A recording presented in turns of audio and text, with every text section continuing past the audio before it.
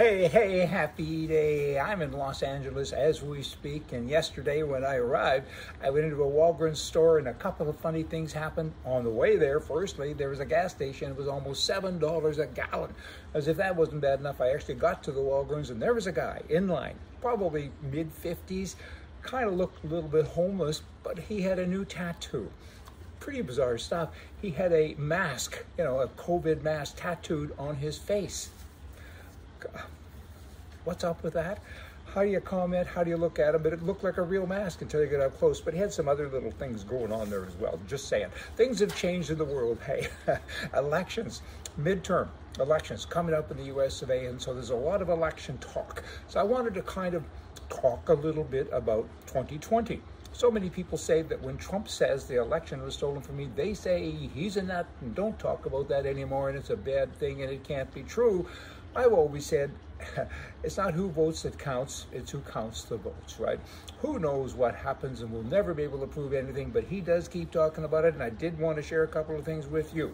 In 2020, Donald Trump, he received 73.6 million votes. That's a lot of votes, right? And that surpassed the previous record set by President Barack Obama by more than 7 million votes, giving him, President Donald Trump, had the most votes of any sitting president in the United States history.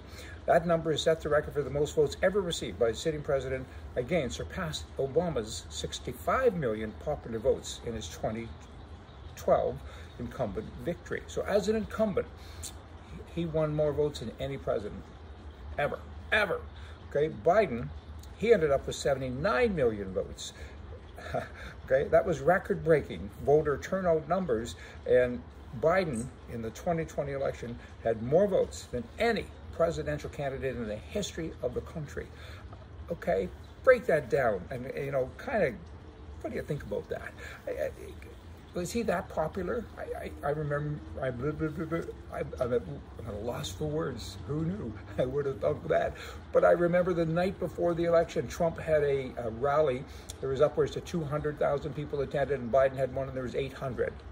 Okay, 800 people. And you look at these numbers, and you can't help but wonder, just wonder, okay? And then you have the governor in Florida, DeSantis. And he now says, guys, we got this looter stuff going on. I've already told them we got the Second Amendment thing and a boom if you do a bad thing. But guess what? They're doing it anyway, and we're catching them. And another guess what? They're illegals. He says, go home. They should be prosecuted, but hey, they got to be sent back to their own country. They should not be here at all.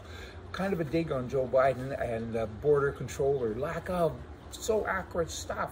And then you have in the US of A and everywhere in the world today, particularly in England, also in Canada and other places, people are stabbing other people with knives. They're using knives. Knives are easier to get. You go into the kitchen. Everybody has a kitchen. And people are doing that. Bad guys are having a hard time finding firearms, and good guys, their firearms are being taken away, so they can't even defend themselves anymore. So on the Strip in Las Vegas just the other day, some crazy guy walked around with a knife in front of the Wynn Hotel and started to stab people. I think he stabbed 8 people, 2 of whom died. No mention about banning knives. You never hear that. And it's happened so much, so often, in every town, everywhere, there's stabbing reports, and they just say somebody was stabbed.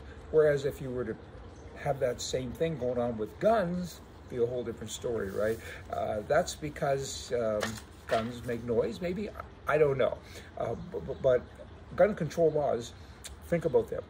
They are not about public safety. They're about bigotry, truly, because they're a tool used to punish an undesirable group and make them second-class citizens. That's all it is. I mean, you have a bunch of crazy government people, leftists, that say, we don't like you people, so you're an undesirable, so we're gonna do all these things to you. And that's been going on for a long, long time, and it's not nice. The Canadian government recently launched a $200 million endowment fund for Black-focused, Black-led, and Black-serving organizations. And you have to self-identify as a Black. It's kind of like the queer and steer thing. If you self-identify, if you identify as a woman, you can go into a woman's bathroom, right? And now he's saying, this Trudeau, the Prime Minister candidate, if you identify as Black, so you can walk in and say, I'm Black now, and get a check. How do you even connect those dots where you can't? They're unconnectable. I mean, this is a black-led thing. There's not a lot of black people that get it anyway, and I don't believe there's any prejudice. I really don't. I mean, I think everybody gets along with everybody regardless of the color. I didn't know I was prejudiced till the government told me, right? And they should leave us alone. But now, this is just nuts. Another $200 million? They give it to special interest groups all of the time. They being Trudeau. If you're black and homosexual and a transgender, you probably get 3 times that amount. There's hope for all addictions, and the government people, they're addicted, but there is hope for all addictions. I was addicted to hokey pokey, but I turned myself around. Y'all come back. See ya.